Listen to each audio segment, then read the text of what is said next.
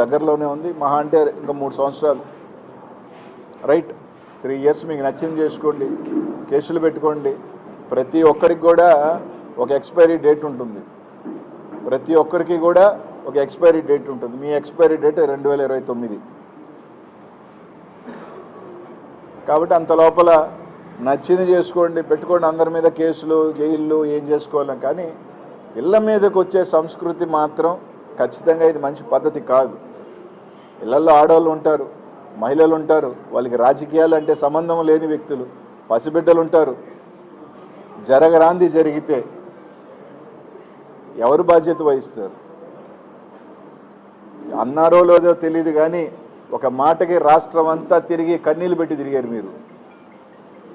అది అన్నారో లేదో తెలీదు, నిజం అబద్ధమో తెలియదు, కానీ ఒక చిన్న మాటకి అది తప్పైనా ఒప్పైనా దానికి మీరు రాష్ట్రం అంతా తిరిగారు కదా.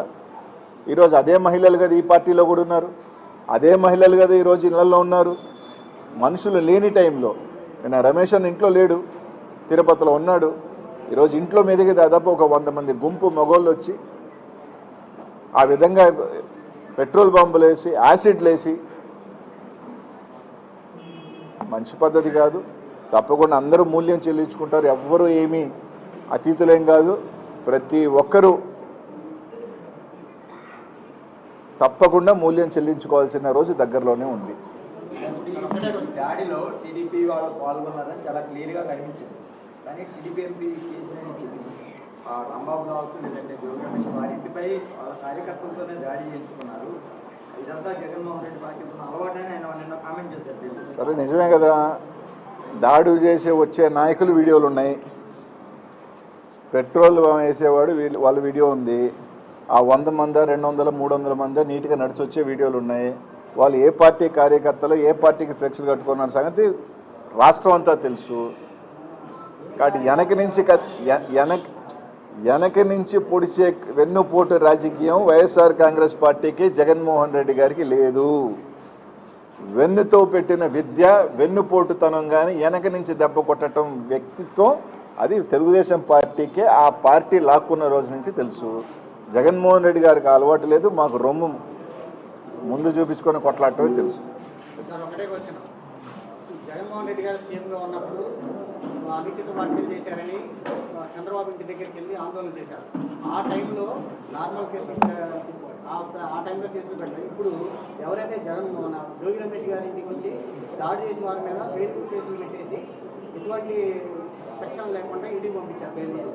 అప్పుడు దాడి చేసిన వారి మీద అరెస్ట్ చేసి జైలు పంపించారు. ఇప్పుడు నార్మల్ కేసులు పెట్టడం మీరు ఎట్లా పడుతుంది? ఆ రోజు సంబంధించి కూడా మీరు తీసుకుంటే జోగి రమేష్ అన్న ఏ రోజు కూడా ఒక నిరసనగా చేశారు తప్ప ఎక్కడా కూడా, అది కూడా ఎక్కడ ఆపేశారు? చంద్రబాబు నాయుడు గారు ఇంటి దగ్గరికి పోయారా? లేదు. రోడ్లోనే ఆ రోజు మా పార్టీ ఆ రోజే ఆపేయటం జరిగింది, వాళ్ళకి సంబంధించి ఖండించడం జరిగింది. దానికి సంబంధించి ఎక్కడా కూడా ఒక నిరసన తెలియజేశారు తప్ప ఇళ్ల మీదకి వచ్చి దాడి చేసే కార్యక్రమం జరగల. ఇక్కడెందుకు?